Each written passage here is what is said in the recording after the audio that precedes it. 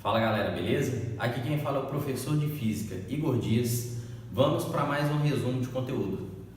Matéria que vamos comentar e falar um pouco hoje, galera, seria sobre trabalho e potencial elétrico, beleza?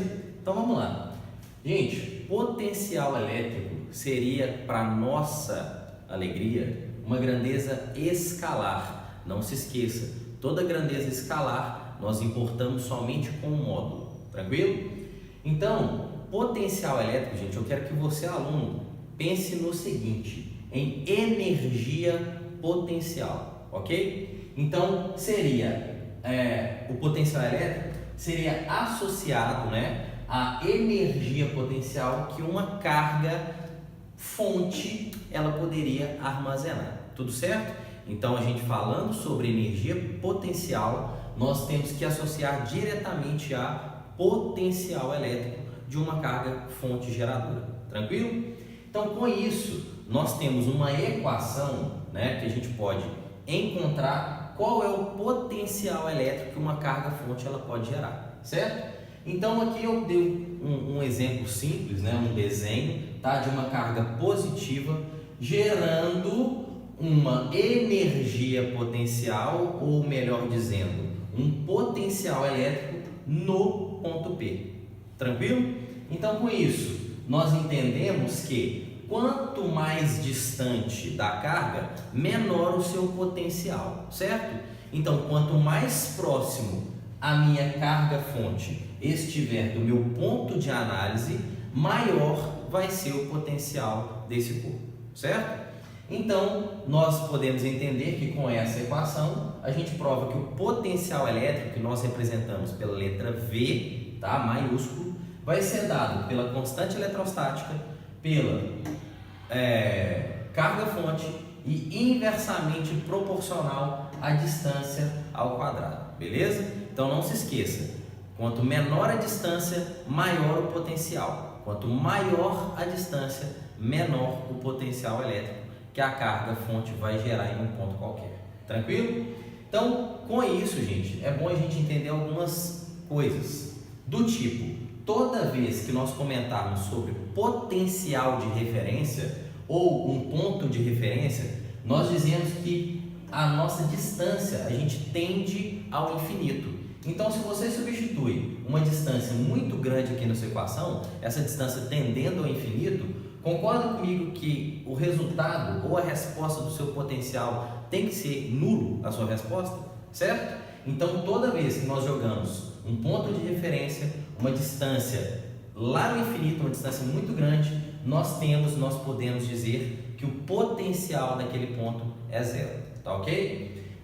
Com isso, nós entendemos duas coisas muito importantes. Se o potencial elétrico, Igor, ele depende de uma carga e ele é uma grandeza escalar, logicamente, se você tem uma carga positiva, você vai ter um potencial positivo. Se a minha carga fonte for uma carga negativa, você vai ter um potencial elétrico negativo, certo? Então, é o que eu acabei de escrever aqui e deixei para você anotado. O potencial elétrico é uma grandeza escalar que tem sinal da carga fonte. Então, se eu tenho uma carga positiva, o meu potencial elétrico é positivo. Se eu tenho uma carga fonte negativa, o meu potencial elétrico ele tem que ser negativo, certo, gente? Relembrando, então, em relação à unidade do potencial elétrico, gente, no sistema internacional, nós denominamos por volt, tranquilo? Então, vamos lá, continuando. Gente, então nós entendemos que para calcular o potencial elétrico que uma carga fonte pode gerar, nós temos esta equação, certo?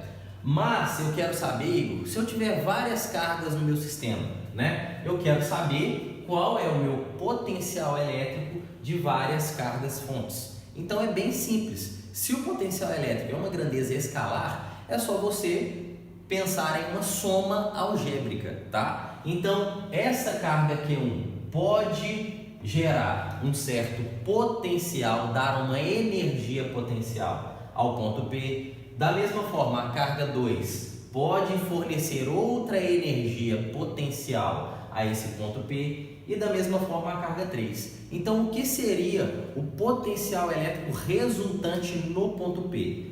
Nós entendemos que deveria ser a soma dos potenciais que cada carga-fonte está gerando sobre o ponto P. Tudo certo? Então, é bem tranquilo, tá, gente?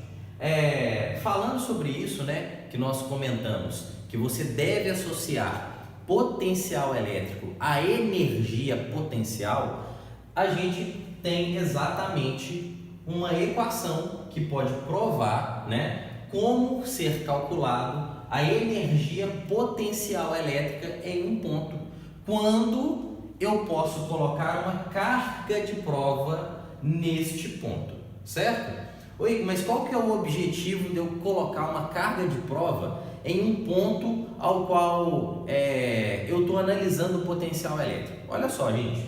Então, da mesma forma que a gente viu há pouco, a carga-fonte ela vai gerar um potencial neste ponto P, certo? Então, a gente associou sempre, repetindo novamente, que a parte mais importante que nós devemos entender sobre potencial elétrico é essa energia armazenada. Então, eu pego uma carga qualquer de prova, tá? Tanto positiva quanto negativa, tá, gente? Coloco nesse ponto P, o que você acha que vai acontecer? Vamos supor que eu pego essa carga e seguro ela. Então, logicamente, ela tem uma velocidade nula, né? Essa carga está em repouso. Se essa carga está em repouso e quando eu coloco ela nesse ponto que tem uma energia armazenada, você, estudante, né, já pegou a matéria de energia para estudar e percebe que toda energia armazenada ela tem que ser transformada em energia de movimento, energia cinética. Então isso quer dizer que ao colocar essa carga de prova neste ponto que tem uma energia armazenada, o que vai acontecer com essa carga? Ela vai entrar em movimento.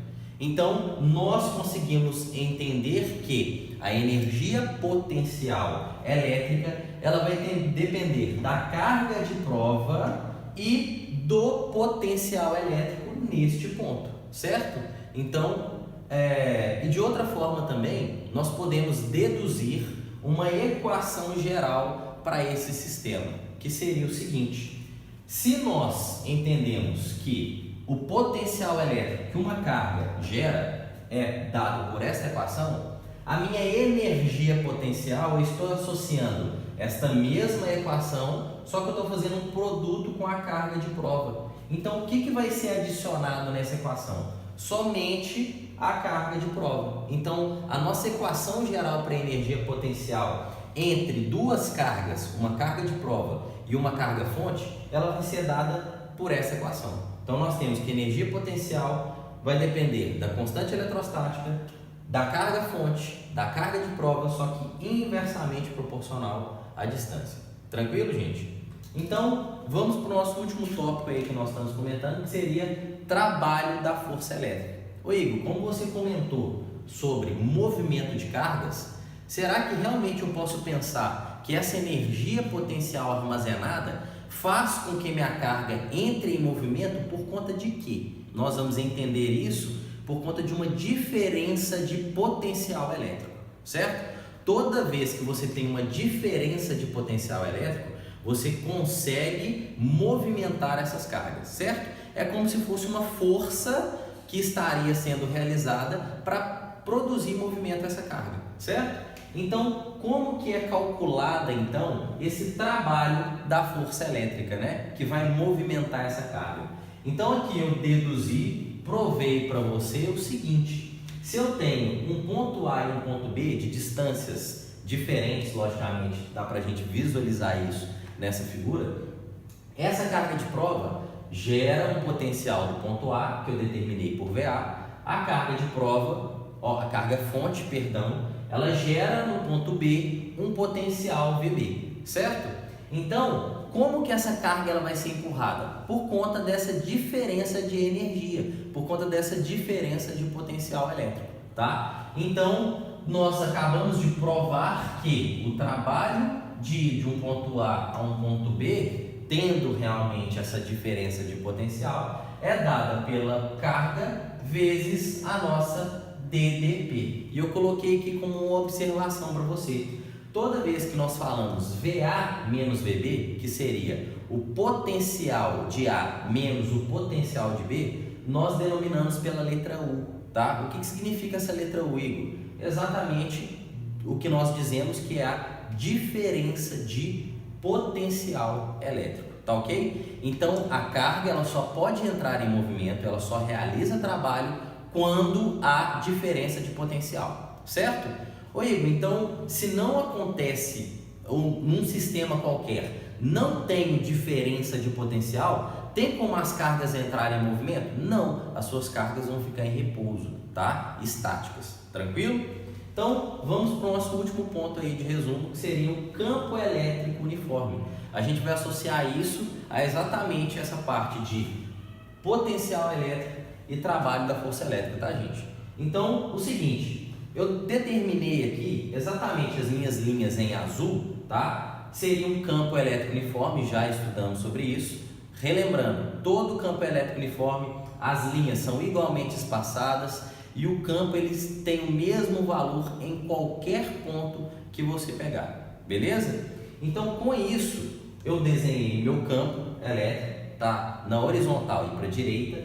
E aqui em preto, gente, vocês estão observando que tem V1, V2 e V3.